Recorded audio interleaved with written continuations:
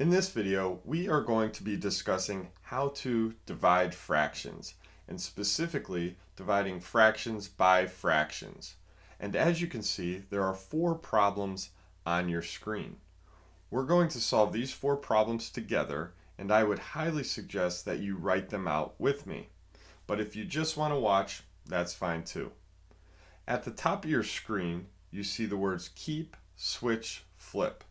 These are the steps to dividing fractions, and you need to keep that in mind as we go through these 4 problems. Let's jump right in to number 1. We have 2/3 divided by 1/3. So let's take a look at our steps for dividing fractions. And the first step is keep. So that means we're going to keep our first fraction as is as we rewrite this problem. So 2/3. Next, we have switch, which means we are going to switch this division sign to multiplication. So we're actually going to do the opposite of division. And then lastly, we have flip. So we're going to flip that last fraction. Or sometimes you hear it called the reciprocal, and that just means flipping the fraction. So the 3 is now the numerator, and the 1 is now the denominator. So 3/1. So that's how we set up our problem. Now we just multiply straight across. 2 times 3 is 6, and 3 times 1 is 3. So our answer is 6/3, or 6/3. But that's an improper fraction, meaning the numerator, the top number, is greater than the denominator. So we do not want to leave it like that. So we need to convert it to a whole number or mixed number. So we need to divide our numerator, 6, by the denominator, 3. So how many whole groups of 3 can we pull out of 6? And the answer to that is 2. Now there's no remainder or anything left over, so we get a whole number for our quotient or answer to that division problem. So there you have it. Keep, switch, flip. So let's take a look at number 2. 1/2, keep, switch to the opposite of division, multiplication, and then flip. Now we can multiply straight across. 1 times 5 is 5. 2 times 2 is 4.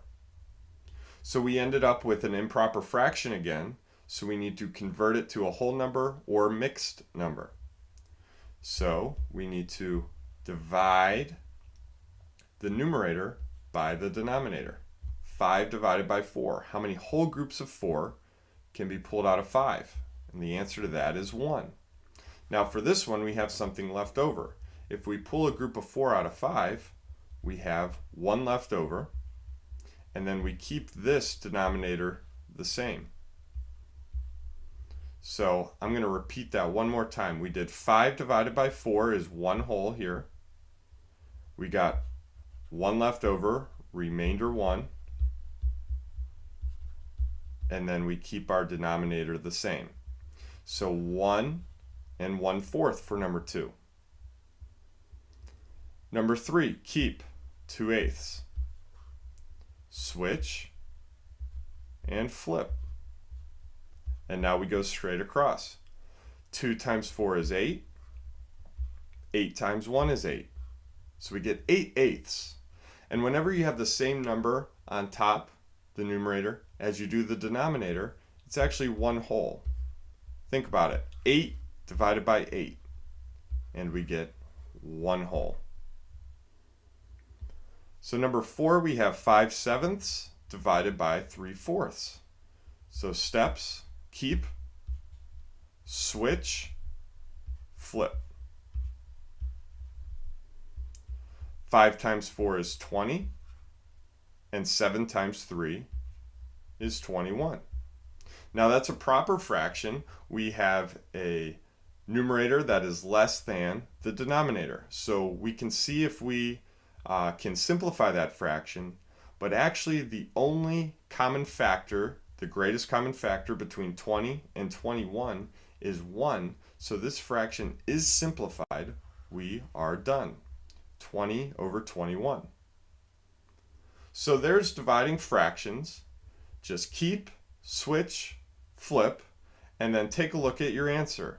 Do you need to simplify your answer? Do you need to convert it to a whole number or mixed number?